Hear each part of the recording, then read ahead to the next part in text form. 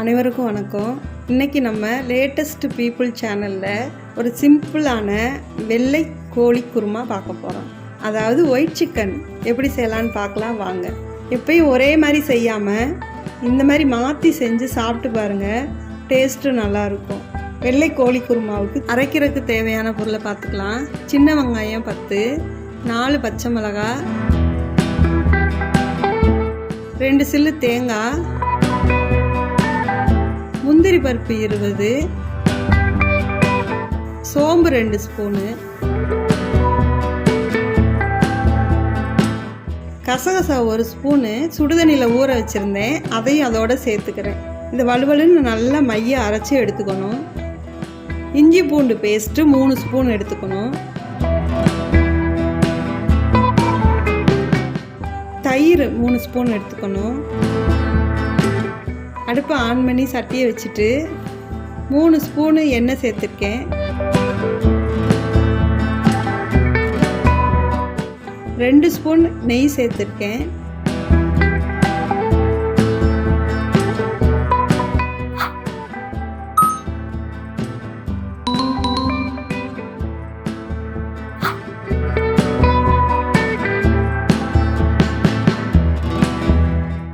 எண்ணெயும் நெய்யும் நல்லா சூடானதும் தாளிப்புக்கு தேவையான பிரியாணி மசாலா ஐட்டம். சின்னதாக ஒரு பிரிஞ்சி இலை, கல்பாசி சின்னது, 1 ஸ்பூன் சோம்பு, 4 கிராம்பு, 1 நட்சத்திர பூவு, 2 ஏலக்காய், சிறிதளவு பட்டை, இதெல்லாம் தாளிக்கிறதுக்கு சேர்த்துக்கணும். மசாலா ஐட்டம் பொரிஞ்சதும் சின்ன சைஸ் பெரிய வெங்காயம் பொடியாக கட் பண்ணி வச்சுருக்கேன். கொஞ்சம் போல் கருவேப்பிலை, கொஞ்சம் போல் புதினா தழை, இதெல்லாம் சேர்த்துக்கலாம். வெங்காயம் ரொம்ப வதங்கக்கூடாது. லைட்டாக அரை வேக்காடு வதங்கினதுக்கப்புறம் சிக்கனை மஞ்சள் தூள் போட்டு நல்லா கழுவி வச்சுருக்கேன். தண்ணி இல்லாமல் அதை சேர்த்துக்கலாம்.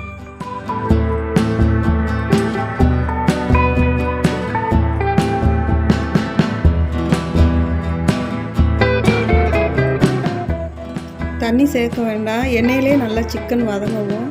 கொஞ்சம் கலர் மாறினதுக்கப்புறம் உப்பு சேர்த்து திரும்பவும் கொஞ்சம் நேரம் வதக்கிட்டே இருக்கணும்.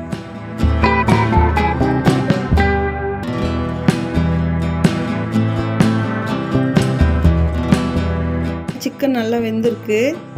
இப்போ அரைச்ச அந்த பேஸ்ட்டு, இஞ்சி பூண்டு பேஸ்ட்டு எல்லாம் சேர்த்துக்கணும். சேர்த்து கிளறிட்டு மூடி வச்சிடணும். இடையில 2 வாட்டி நான் எடுத்து பார்த்தேன்.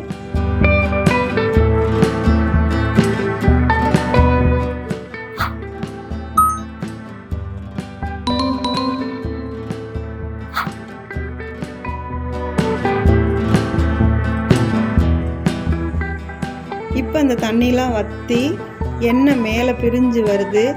கிரேவி மாதிரி நம்மளுக்கு கிடச்சிருக்கு பாருங்கள்.